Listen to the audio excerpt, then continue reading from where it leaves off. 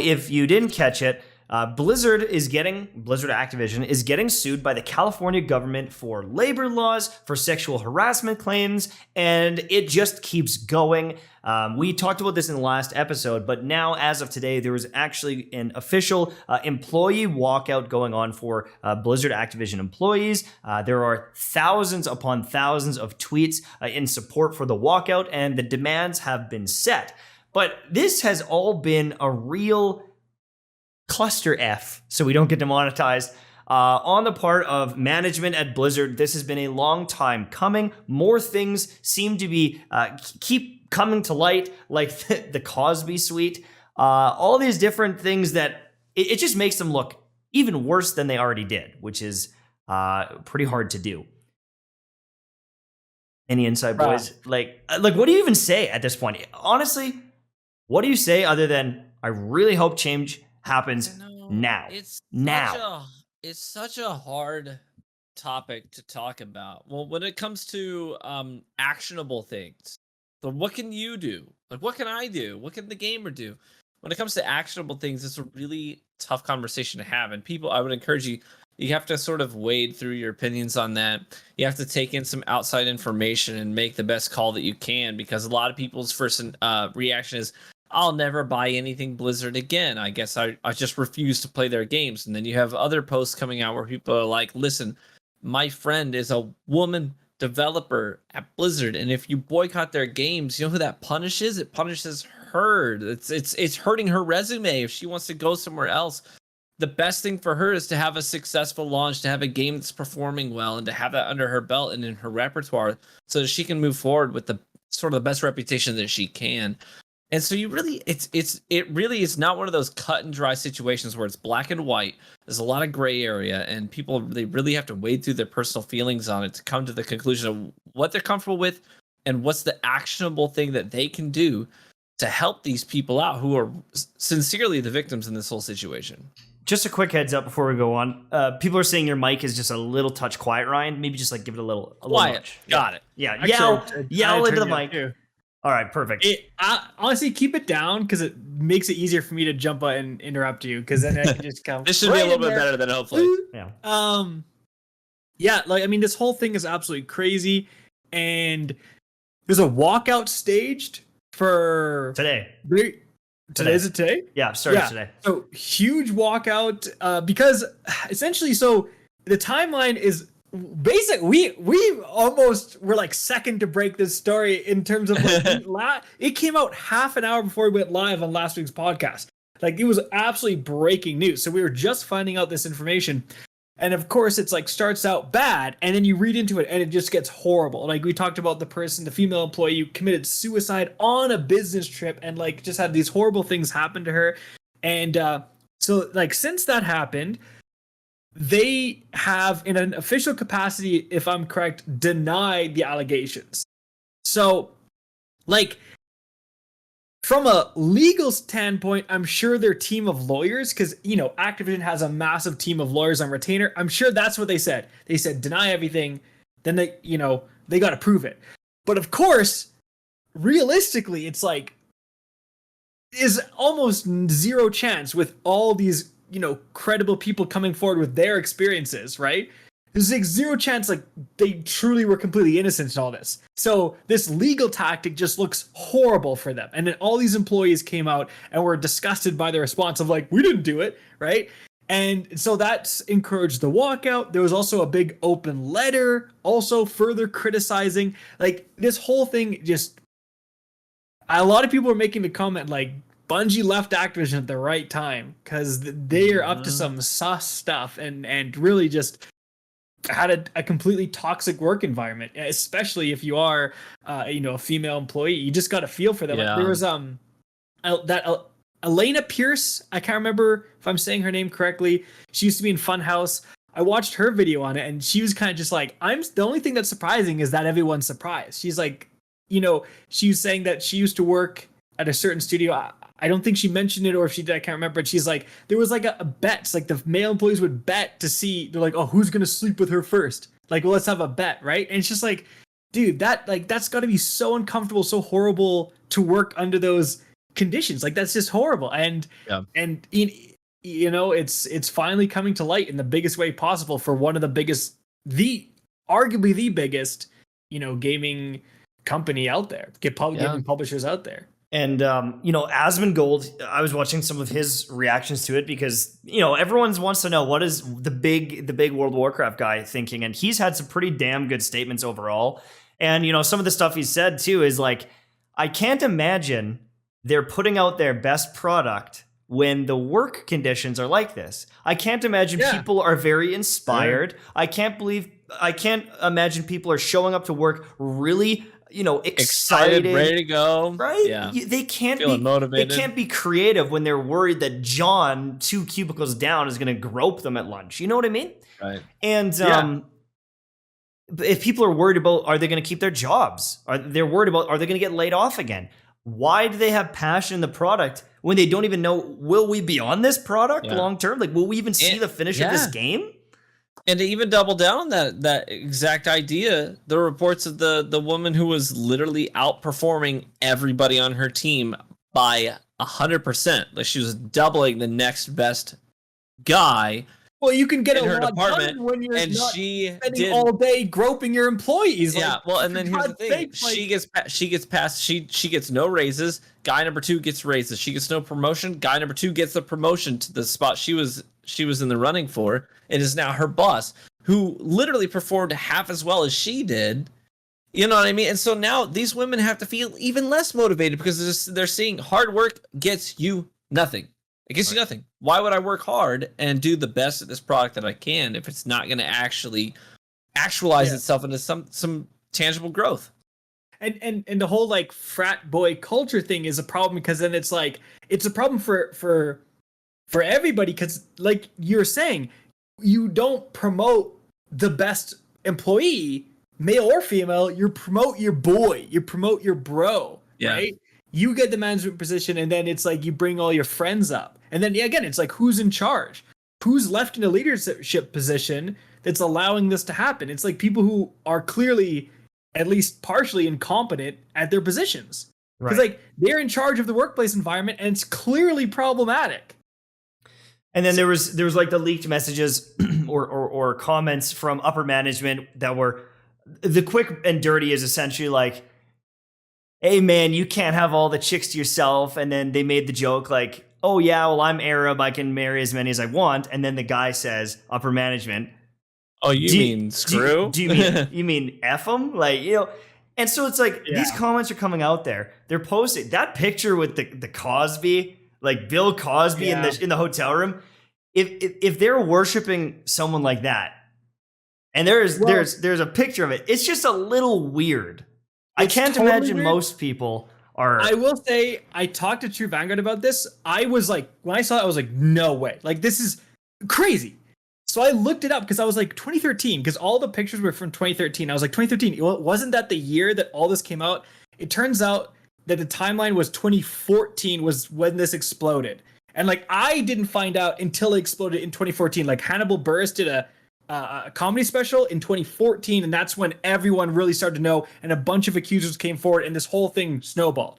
Right. So there is a possibility that in the Kotaku article, they mentioned a bunch of people were talking about the sweater colors. There was another lawsuit that happened in 2006 that was kind of settled and wasn't as serious. So maybe they're referencing that, and that would it's still bad. And like you said, the text, they were clearly going to the suite to try to like bang girls. Like they were like, and it was all, again, it's like, yo, how many can you get? We're all going to meet there.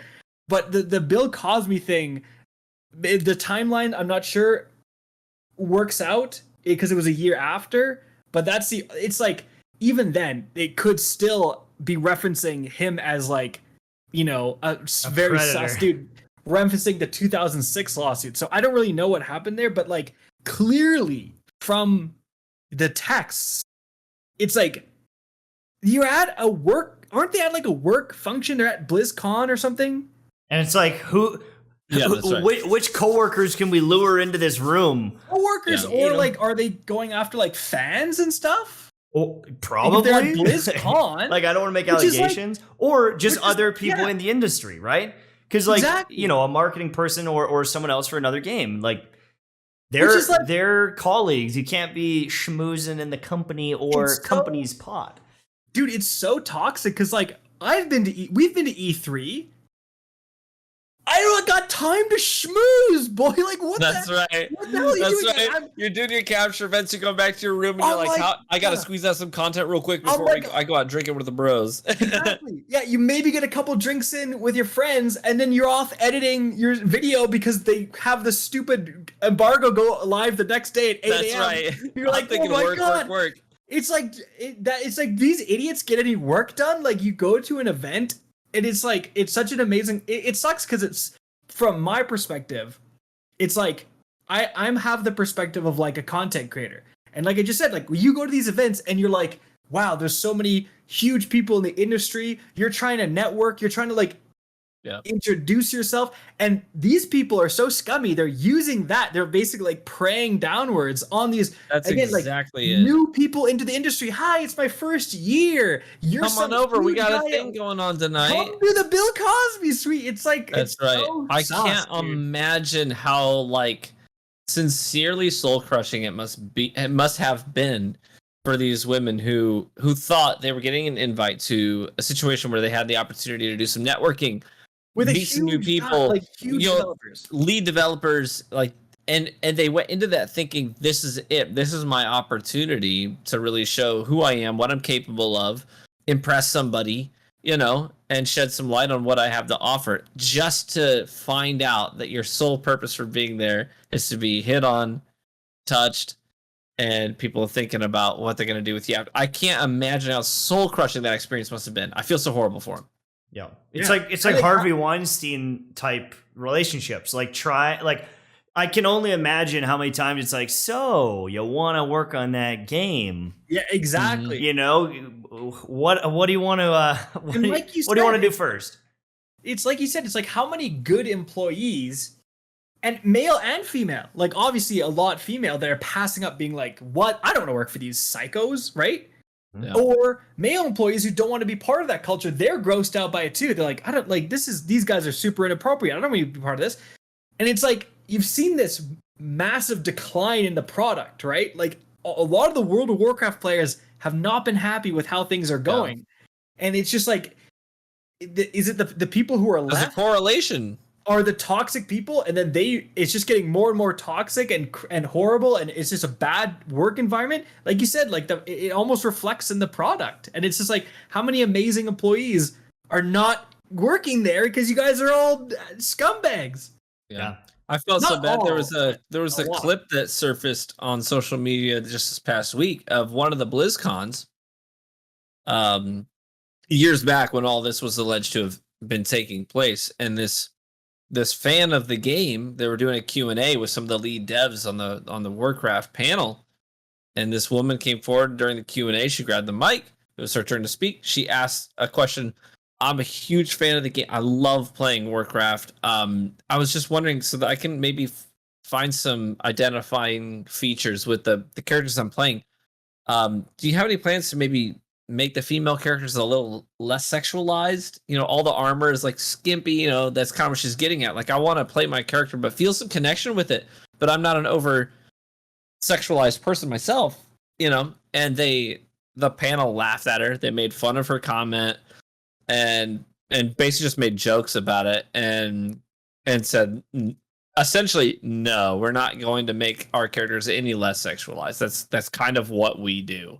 Was sort of the bottom line of it. And I felt so horrible. I was just watching that. I just cringed a little bit, just feeling like how uncomfortable for this woman who's such a huge fan of this game to propose a question like that, just to be met with ridicule and disdain, and to understand now what's going on behind the scenes and how that might have informed their response to that question. Yeah, like how blind they are to it that they're just laughing at it and they have no inclination to understand that question. Like, that's right. Well, why Can would you they unpack feel like that for us? Yeah, like why do you feel that way? Yeah, right. How do we fix that? Like, there's no even attempt there, and so it gives you an idea of it. It's such a reasonable request too. It's like, listen, if you have the bikini armor, that's fine. It's an RPG. Let me put the bikini armor on, then, but also let me put on the actual plate mail. Let me put on it's like have the full gambit.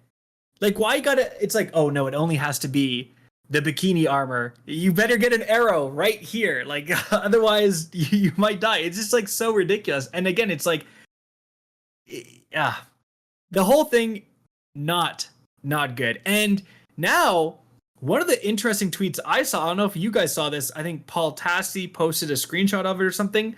One of the developers was like, there's no work being done now at the studios. Like this is obviously taken over everything and everything's grinded to a halt. Mm-hmm. Yeah, right? I saw that one. It's like, and so that's another huge thing. So it's like, is there going to be a Call of Duty this year? I mean, it sounded like a lot of this took place at Blizzard over Activision, but I'm sure it's not, completely Blizzard and not Activision. I'm sure like Activision has its fair share of problems, but sure. It's like, are they gonna like delay everything? Like they obviously have to deal with this.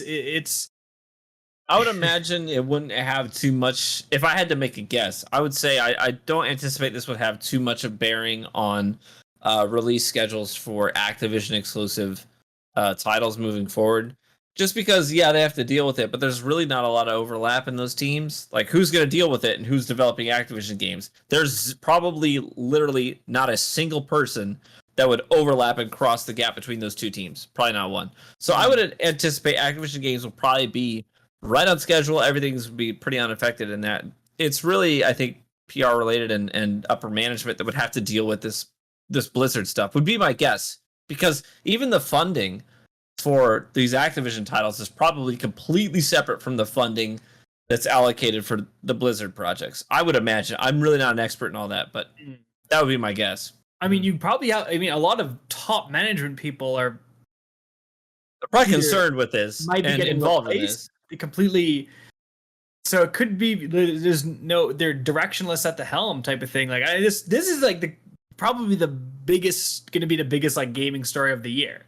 Is this story right here? One of the funny like reactions to a tweet. I can't remember who tweeted it out, but someone at Blizzard was kind of like, "You guys are all asking for us to like fix the game and stuff. Like, there's more important things going on right now, and like there is more important things, but also no one asked you to be groping everyone and like grinding production to a halt because you've created this toxic environment. It's like, we paid for this game and you haven't updated it because no one's working because they hate working there. Like, it's just such a tough thing to solve because the customers are upset and they want the new thing. But like, they need to drastically fix the environment that's there, right?